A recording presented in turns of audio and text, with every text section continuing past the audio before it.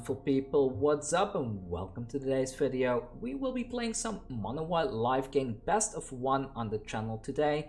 This is a historic deck, and in contrast with standard, Mono White Lifegain actually is very good in historic, funny enough, because we have tools here like Soul Warden, Leonin Vanguard and Range of Eos that lets you fetch 1 mana cost creatures from the deck and put them into your hand.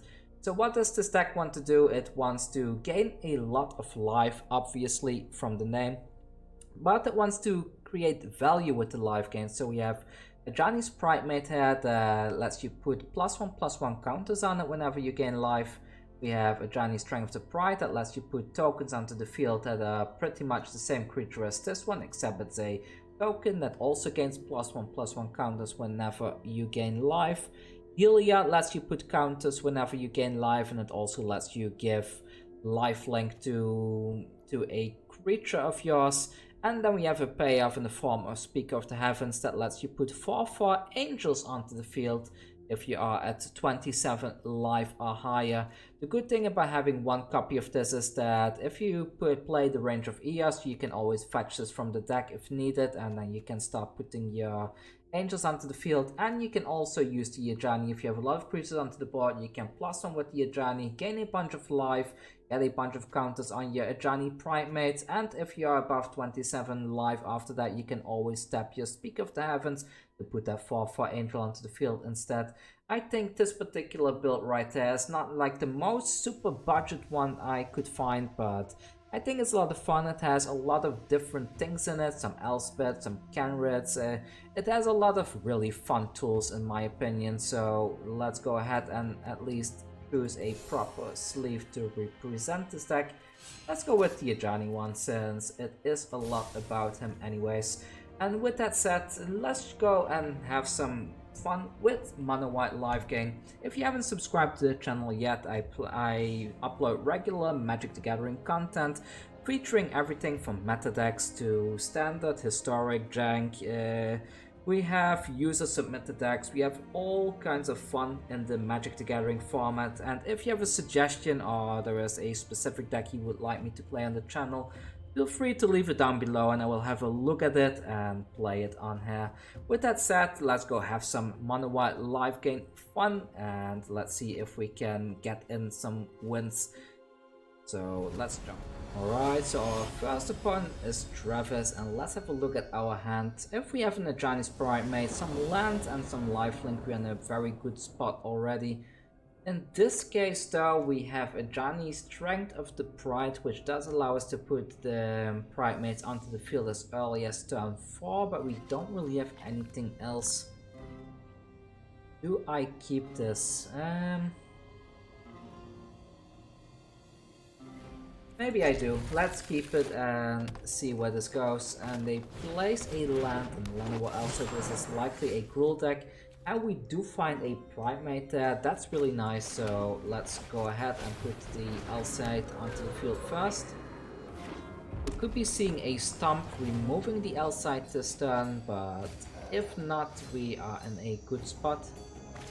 We are up against a Gruul deck like we have guessed before. I will not block there since I do plan to pump this Ajani's Pridemate as much as I can. I will attack in with the Elsite. If they want to block with the Paradise Druid, I'm fine with that.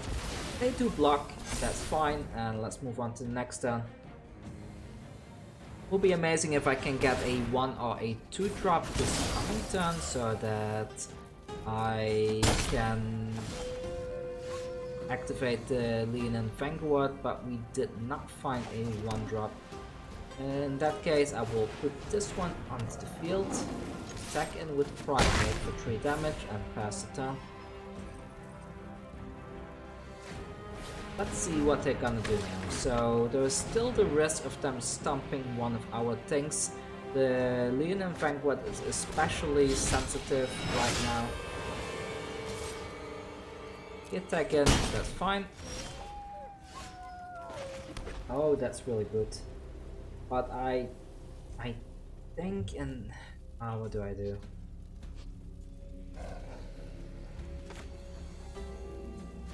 I think this is the correct play, so I will be there to confront -2 to put a primate onto the field, gain a bunch of life and no attacks.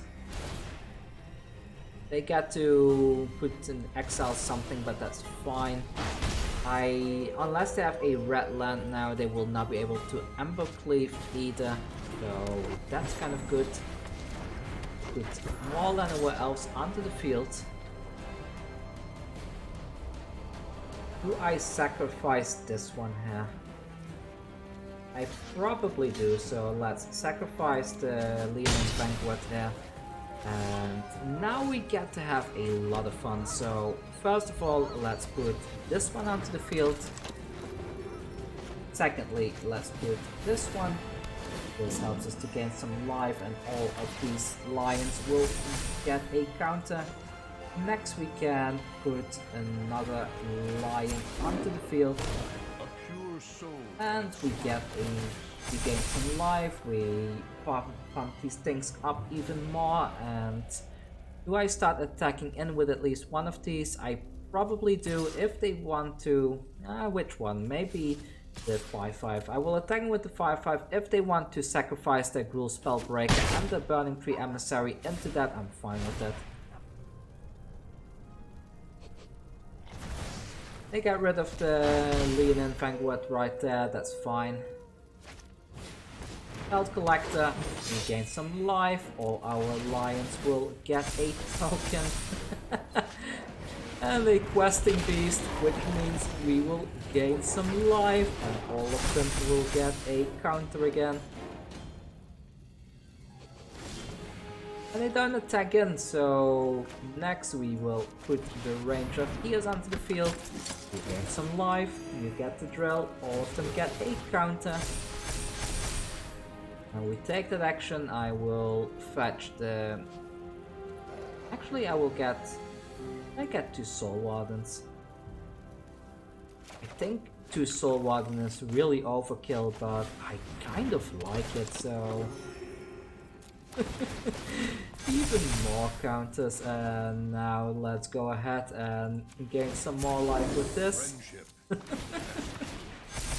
And they go up even more. They will likely...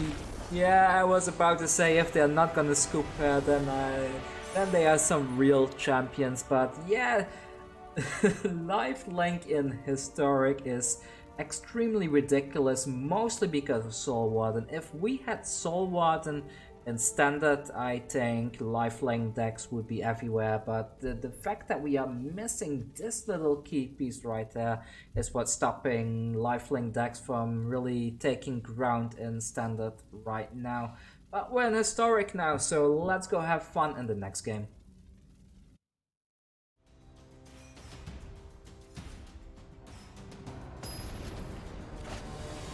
There we go, next opponent is Andro93. Let's see what Andro is playing. We are still playing our mono white Lifegain deck, and this looks good, so let's keep that. So, kill a hard go. That's the turn. Hopefully it's not mono red. I don't like my things getting shocked off the field. It's not mono red. Perfect. The nice Primate go in, heal a bit. Primate gains a counter. Road Spiral, and we're up against a Ram deck. Alright then, so Llanowar Elves. Okay. Put this onto the field. And this. And yeah, let's go in with both of these. Maybe they will block. Would be cool if they did, but probably they won't. And we got them down to 14, and the Primate goes up again. There we go. Let's keep on going. So next time we can put the range of EOS down. The Euro doesn't really bother me too much. That just seems, well, it would be bad if it comes back later on, but by the time the Giant's Primate should be big enough to be able to block it. They put another land onto the field. We are a bit in danger of a Ugin coming down pretty soon, so we do need to hurry up quite a bit here. So should I attack in first before I play this? Maybe I do. Let's attack in with everything. The Chinese Primate gets another counter there, and let's see if they block. They do block this time. And now the Chinese Primate gets another few counters, and I want to keep this up to have protection, but I think putting the range of Eos down is probably the better play here. Because I am a little bit suspicious that they have some kind of bounce spell later on, and I want to have my board as wide as possible. So let's take 2 Soul Wardens. I really like this card right here. Let's see what the opponent is gonna do next. Maybe I should have taken the Speaker of the Heavens, since we are almost at 27 live, and then we will be able to put 4 angels onto the field. But as it stands right now, they do not have the resources yet to bring the Euro back from the graveyard. They need to play 2 cards, and only then they will have enough resources to be able to play this. Yeah, they're still lacking 1 card, so they need to put out some kind of blocker now, if they can. Hydroid presses for 2, that's really desperate. But I'm fine with that. Let's put this down and this down. And this one as well. Again, even more life.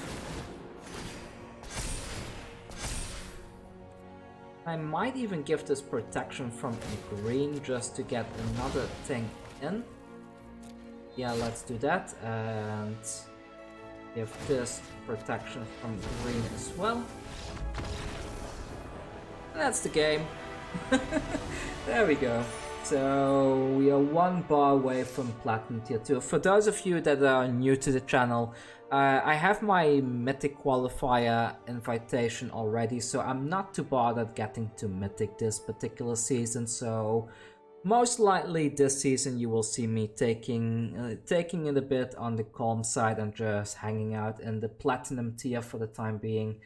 But I hope that doesn't bother you too much. If there's somebody out there that's like, no, I want to see Mythic footage, then please let me know down below. Then I will try to grind to Mythic quickly in the coming week or so. But I think Platinum already represents the metagame quite decently.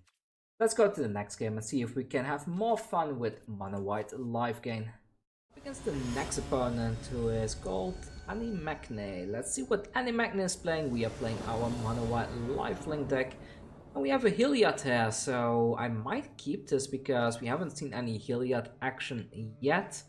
We do get to go second as well. That means we can likely draw into a 3rd land. So let's go with this and let's see where this leads us. The Teferi sleeve does worry me that we are up against some kind of a control deck. And there's a Gruul deck. Okay, I think Gruul we can handle, so Healer's Hawk go, and we drew a Linden there. I really hope we draw into a land, otherwise we are... there's a land, luckily. So Healer Hawk number 2. And Leonin Vanguard go. We gain a life from the Vanguard, and we attack in, gaining another life. So there's a Gallia. They are likely going to attack in here.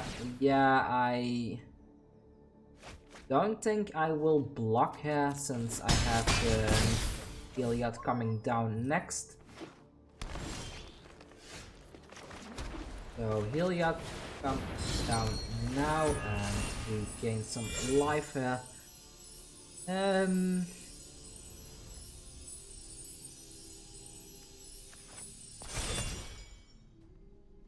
I think I'll do it like this and attack him with both of these. Put another counter there, and this allows me to block the Gallia this turn with a little bit of success. Yeah, we cannot really block these, but at least we can get rid of the Gallia now, so let's block right there. Plus we gain back 3 life, which is really nice as well. What do we put it on? probably the Healer's Hog again, like so. And the good thing is that the Heliod is now becoming a creature, so let's put the Linden onto the field. We gain some life. I will just keep on pumping that Healer's Hawk. Let's see, if they Ember Cleave next turn, then this is 6 damage plus 8, right? So that's 14. So in Ember Cleave doesn't kill us, and then I think we are good to attack in with everything right here. Yeah, I gained that life, and I do want to put at least 2 counters on here, but they decide to scoop it. Yeah, they were not going to win. This deck can be absolutely nuts when it goes off, and you did get to see a bit of the Heliod action right there. Together with the Linden is just a absolute powerhouse of a combo. If it wasn't for the Soul Warden, like I said in earlier footage, I think Lifegain Mono White would be a really good deck in Standard as well, but we are just missing that one little component. So Wizards of the Coast, if you are watching this, please make this a Standard legal card soon so we can have some fun with this. But yeah, it's nothing much we can do, right? Because rotation is happening soon. We are going to lose the Pride Maids as well, so, and the Healer's Hog are also leaving, so I'm afraid that Mono White Lifelink is not going to be a thing that will succeed in Standard anymore. Alright, last game for today, and we're up against Mr. Blue Cannons. Let's see what they are playing, and we are playing our little Lifegain deck. I had to take a little bit of a break earlier. I had a absolute massive lag spike. Like the GPU would keep spiking at 100% while playing Magic Arena. No idea why. Probably had something to do with the deck that the opponent was playing or something, because everything was fine up until that particular point. But with that said, let's just jump right into this. The opponent put a Leyline of Abundance onto the field, so likely going to be seeing some ramping here. There's the first ramp spell. I will put the Luminant Vanguard onto the field already and attack in. Let's see if they want to block. And they do not want to block. Okay, and the turn. The Ajani's Strength of the Pride is going to be really nice later on when I actually get around to playing this. I do need another land here though, but hopefully we can find one. Okay, so that's not a land, but a second Leonin Vanguard is quite nice as well. So put these and let's attack in with both. I don't think the opponent is gonna block simply because they are on a ramp plan right here. Yeah, I mean, it's probably worth saving the Vanguard right there and do that. Could have sacrificed this instead, but I think this way we have more creatures on the board and it's just generally better. There comes the Nissa. That's a bit problematic, but hopefully we can recover from this pretty soon. Yeah, no blocks. And come on, please, land. And there's a land, perfect, so put the land into play, and now we have 2 options. We can either put the Range of Ears onto the field, or we can go do stuff with Ajani. I think the Ajani play is likely the better one right there, so let's put a cat into play, and yeah, that is a absolute ton of counters right there from the Lifegain. I am afraid I can't attack in here. I want to attack the Nissa, but it doesn't do a whole lot. And the opponent is able to produce an absolute ton of mana here with this Leyline of Abundance onto the field as well. So I hope we don't see an Ugin coming down here. 8 mana. And counters, okay, that's also something they can do. So how much mana can these produce? They produce 2 naturally. cover you is an additional, so if I block here, then this gets destroyed, right?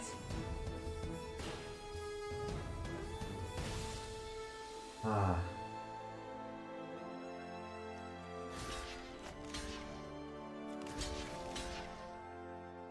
I think I'll do it like this.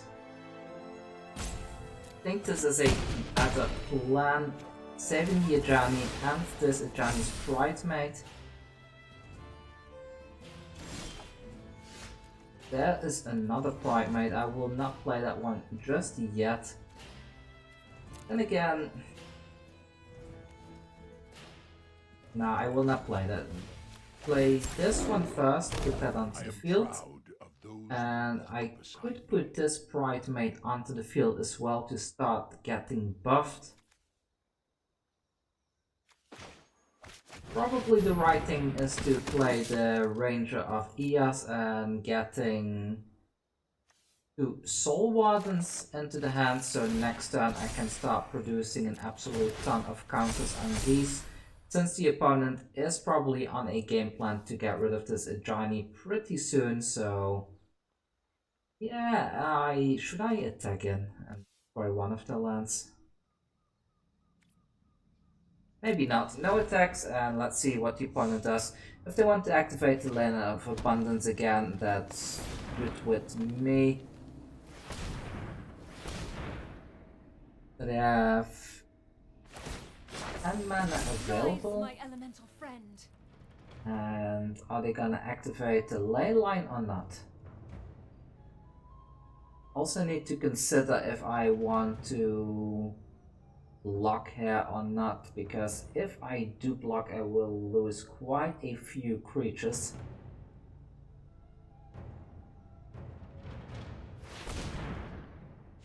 Nine, another creature, and activate. Yes, so they still have 2, 3, 4, 5, 6, 7, 8 activations left to activate another time.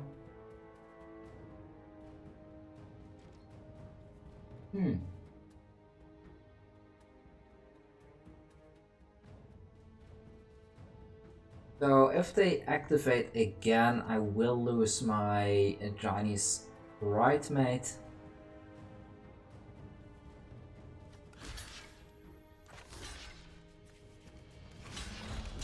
I think this is worth it. Maybe it's not, but I think this is the right thing to do here. Activate it again, but we get rid of 2 lands. And now we put this onto the field. And this one, we gain some life, and we put the Johnny's Primate. We gain 2 life. This one grows twice, and next we can. Life do we have? So we are very, very close to getting the.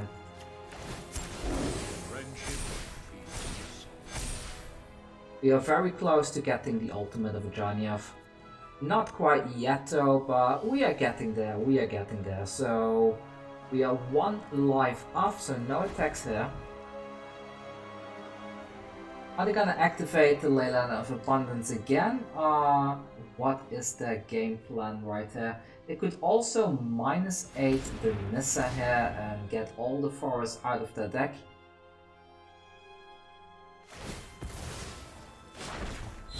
And they do -8, that's... that's quite amazing.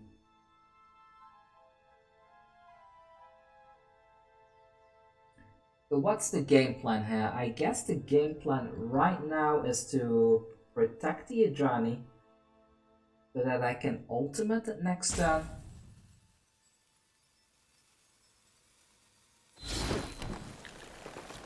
"15 forests. Okay, okay, fine opponent, fine opponent.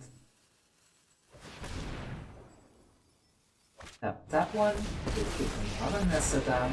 In this land, we are all connected. Harness the elements. I mean, this can still be managed, it's only 3 creatures.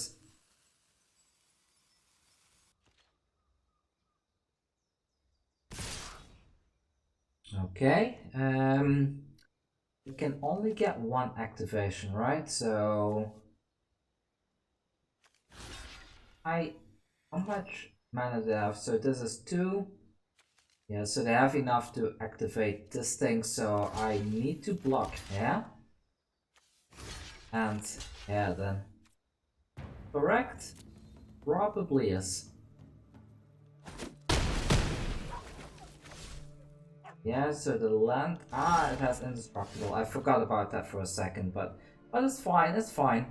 So I have 1, 2, 3, 4, 5. So if I put the Helia down, it's gonna come down as a creature, I believe. Yeah, so that activates the Soul Wardens. Yeah, let's just grow the Soul Wardens for the time being.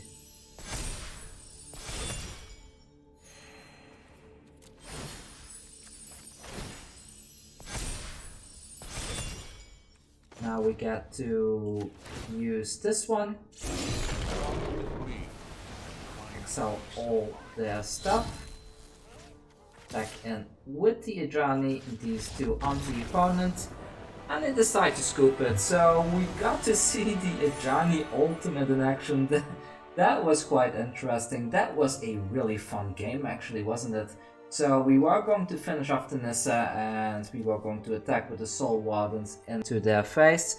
And they did have 16 mana, so if they did somehow find a finale of Devastation, then they would have been able to pull off quite some shenanigans as well. We made it through. The Heliot was quite a cool play at the end there as well. I think I'm gonna call it here. I've had some issues with the recording earlier. Like I said, my graphics card somehow didn't want to keep up with Magic Arena. I don't know if it's a common problem that is happening frequently, but oh well, it's been a bit of a weird experience. With that said, thanks a lot for watching, and I hope you like this deck. I really like the mono white deck. I will likely be covering all the mono color decks on this channel for historic before the new set releases, Jumpstart, and then after that I may go back and update some of them. But it's a very fun format, and especially now with Winota, Agent of Treachery, and everything banned, and no longer on the suspension list, I think it's only gonna be more fun going forward. I do want to try a Field of the Dead deck in Historic as well, though. I'm quite a fan of Field of the Dead overall. I was in Standard at least, but let's have a look if we can build something like that soon. Anyways, thanks a lot for watching, and see you tomorrow with the next video. And if there's any particular color combination you would like me to review on the channel first, let me know down below, and I will keep that in consideration when I make the next video. So bye and stay safe. And thank you to all the people supporting me on Patreon. You make this channel possible. Also, for everybody else out there, if you want to support this channel, there is a link to Patreon down in the description. And for everybody else, I hope you enjoyed this video, and see you tomorrow with another video.